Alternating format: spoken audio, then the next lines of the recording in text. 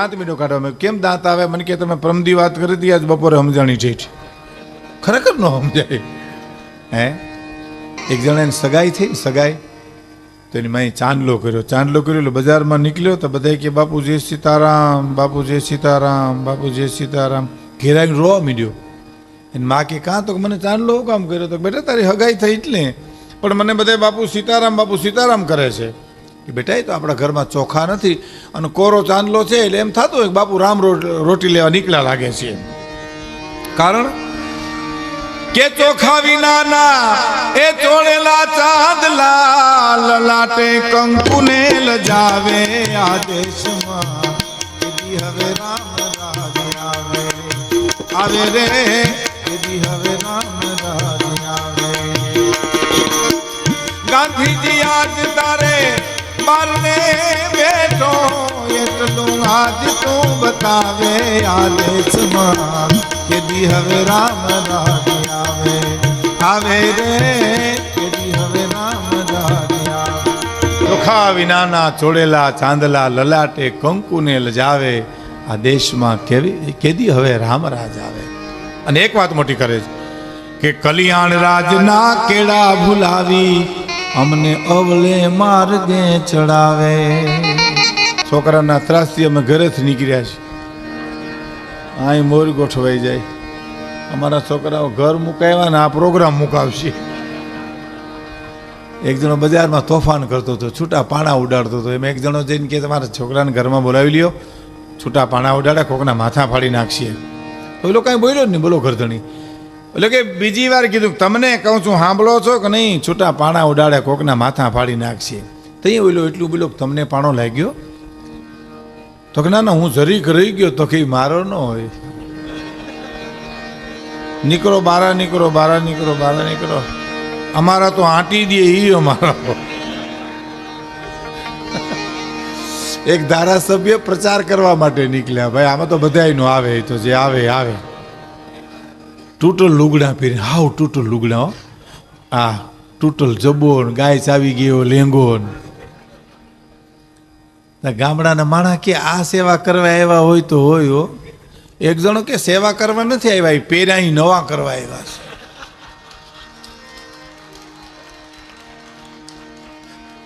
એ પેરાઈ તો આપણને પહેરાવા આવ્યા છે.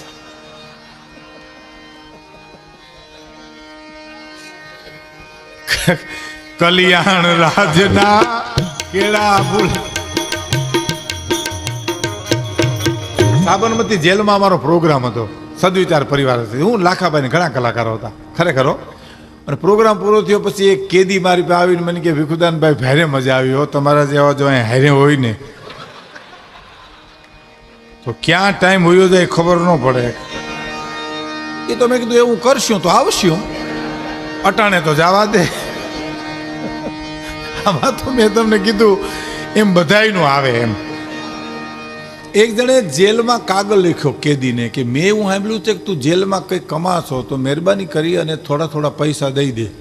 તો જેલમાં સામો જવાબ લખ્યો કે ઉઘરાણીના કાગળ જેલમાં ન લખવા, બીજા કેદીઓ પાસે અમારી આબરૂ હું. બોલો ન્યાય આબરૂ હજી એને. પછી જેલર મળવા આવ્યા કે ભાઈ બધાને સગાવાલા સંબંધીઓ મળવા આવે છે, તમને કેમ કોઈ મળવા નથી આવતું? તમારું કુટુંબ છે કે હાવ બાજરી ઉબાલ્યું? તો કે ના ના કુટુંબ તો મોટું છે, ટાકલા જેવું કુટુંબ છે. કે કેમ કોઈ મળવા આવતું નથી? તો કે બધા અહીંયા જ છે, સમૂહમાં આવ્યા છે.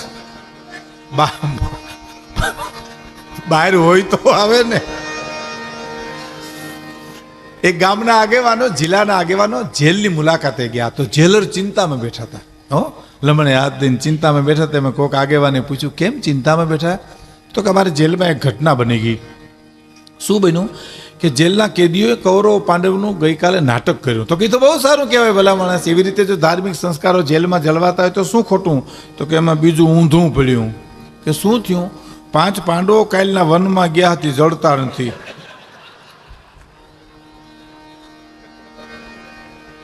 તો કે ઈ હવે ન જાય, હવે ઈ ન જડે. 12 વર્ષ સુધી તો જડશે જ નહીં, 1 વર્ષ તો ગુપ્ત વેશમાં રહી છે. કલ્યાણ રાજના કેળા ભૂલાવી અમે અવળે માર્ગે આવે ધારીના ડબાને કચ્છમાં ધકેલે કચ્છના ઘોઘે ચડાવે આદેશમાં કેદી હવે રામ રાજ આવે આવે રે કેદી હવે રામ રાજ આવે સલાહ બહુ દે ને સસ્તામાં સસ્તું કાંઈ હોય તો સલાહ છે આ ફટાણામાં તમે કાલે એટલું પૂછ્યું આમને નામ કર્યું હોય તો એટલે તરત આમાવાલો કહે જો તમે મારું માનો તો તારું તારા ઘરના નથી માનતા ને અમે શું કામ માનીએ મારું માનો તો બહુ આવે મેં જુનાગઢમાં એક જણાને કીધું મેં કીધું મને એસિડિટી બહુ થઈ છાતીમાં બળે છે તો મને એણે સલાહ દીધી બોલો મને કે એણીથી તો મચ્છર મરી જાય મેં કીધું ડીડીટી આ એસિડિટી છે નોખા પાડ ભણેના દીકરા ઓમાં મચ્છર મરે આમાં આપણે મરીએ એમ મને કહેતો હશે હો સલાહ દેવી ને હું મેં એક જણાને કીધું મેં કીધું અમારા ઘરમાં ઉંદરડા બહુ થયા મને કે હરપ રાખો હરપ એક એમ અમારા ઘરમાં હરપ રાખો એમ અને અમારે બસ સ્ટેન્ડ હોવા જાઉં આવી સલાહ તો દેવા એક જણાને આખી આંધણી થયેલી આંધણી એ મેં કીધું ખબર કાઢવા આવ્યું હું થયું આખી ટેરા જેવું કે આંધણી થયું હું સોંપડ્યું લીલું લીમડાના પાંદડા કોણ કહી ગયું કે ભાઈ ભીખુદાના એ વાત કહી ગયા એને શું ખબર પડે લીમડાને ખાખરાના લગાડો બીજે ખાખરાના લગાડ્યા વળી કોક આવ્યું હું થયું આંખે ટેરા જેવું કે આંધળીથી હું સોંપડ્યું લીલું કે ખાખરાના પાંદડા કોણ કહી ગયું કે ભાઈ આ તબલચી હતો એ કહી ગયો તો કે એને ના ખબર પડે જ્ઞાનેથી તબલા વગાડવા આ તો નજીરના કામ છે કોક આંટી દે હે ખાખરાના પાંદડાની એના મૂળિયા લગાડો તો ત્રીજે દી મૂળિયા લગાડ્યો બિચારો આમ દવા બદલાવે કર્યો ને તો આંખ વહી ગઈ ને આંધણી રહી બોલો મુદ્દો હોયો ગયો મુદ્દો એમ રાજકારણીઓ ગાંધીજી ઉપર એટલું બધું બોલ્યા ગાંધીજી શું કહેતા હતા એ જ ભૂલી ગયા એમ મુદ્દો હોયો ગયો ઘણી વાર માણસ તો ખરા એક એક્સિડન્ટ થયો ને બસનું એમાં પેસેન્જરને ઘણા લાગ્યું પણ એક જણાનો કાન કપાઈ ગયો ભાઈ હો કેમ કપાણો કાંઈ ખબર ન પડે રાડ મારો કાન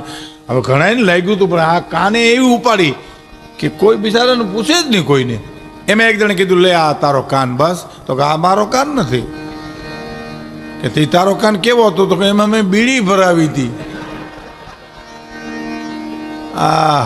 બીડી ભરાવી હતી બોલો માણસ અભણ હોય પણ એને કોઠા હોવું જ બહુ હોય હા એક જણ છત્રીવાળાની દુકાને જઈને કે છત્રીનો શું ભાવ રાખ્યો તો કે 90 રૂપિયા મોંઘી બહુ તો કેટલા દેવા એ લોકો 10 રૂપિયા દેવા તો એમ કરો મફત લઈ જાઓ તો 2 દેજો તો વેપારીને એમ કે આ તો દાંત કાઢે છે એ લઈને ભાગી ગયો ભાઈ તો એ આગળ છત્રીવાળો ને વાહે વેપારીને બગડાટી બોલતી જાય બજારમાં ભાઈઓ બસ સ્ટેન્ડ સુધી દોડ્યા ગયા એમાં બસ સ્ટેન્ડમાંથી બસ નીકળી છત્રીઓ તો સડી ગયો હતો ભાઈ અને બારીથી મોઢું કાઢીને ઓલા વેપારીને કે સારું થયું વાહે દોડ્યા નકર બસ ઉપડી જાત મારી બસ નો મળે એક જણો ગામડામાંથી રોજ શહેરમાં આવે ને એર કન્ડિશન દુકાન જોઈને એમાં ઘરી જાય ને પછી વેપારી પૂછે કે ચા પીશો કે કોફી તો કે બેય વેપારીને એમ કે આમાંથી કમાવું છે ને તે કાપડની દુકાનમાં એક ટાઢો બોર થઈ જાય ને ચા ને કોફી પીએ ને પછી કાપડના તાકા બધા વીખી નાખે અને પછી કે આ કાપડનું મીટરનું હું તો કે 50 રૂપિયાનું મીટર તો મને ન પોહાય કે તમને કેટલામાં પોહાય કે મને તો 15 રૂપિયામાં પોહાય તો વેપારી કે એ અમને ન પોહાય તો ભાઈ તમારો માલ છે આપણે તો આ ભાઈ ગયા બોલો હું વાહે જવાય ટાઢો બોરથી વયો જાય ભાઈઓ પણ એક વેપારીને એમ થયું કે આપણી દુકાને આવે તો ખબર પાડી દી કારણ કે તલિયાના ભાવથી માળો માગે ને ચા પાણી બધું પી લે છે અને દુકાને ચડ્યો ને ચા ને કોફી પીને પછી કીધું આ રેડિયાનો શું ભાવ હતો 250 રૂપિયાનો વેપારી કે 1000 રૂપિયો તો કે મને ન પોહાય કેટલામાં પોહાય 250 પોહાય હાલો ઉપાડો અને પરસે ઓળી ગયો એર કન્ડિશન દુકાનમાં મારે 250 જ ઉપાડો તો કે આમાં બધા સ્ટેશન પકડાય તો કે હા સ્ટેશન બધા પકડાય પોલીસ સ્ટેશન પકડી દો તો કે એ ન પકડાય તો રેલવે સ્ટેશન પકડી દો તો કે રેલવે સ્ટેશન ન પકડાય તો બસ સ્ટેશન તો પકડી દો કે આમાં બસ સ્ટેશન ન પકડાય તો મારે શું કરવું રેડિયાને મારે તો આ 3 સ્ટેશનનું જ કામ છે. આ તમારું રેડિયો, આપણે આ ભાઈ ગયા ભાઈ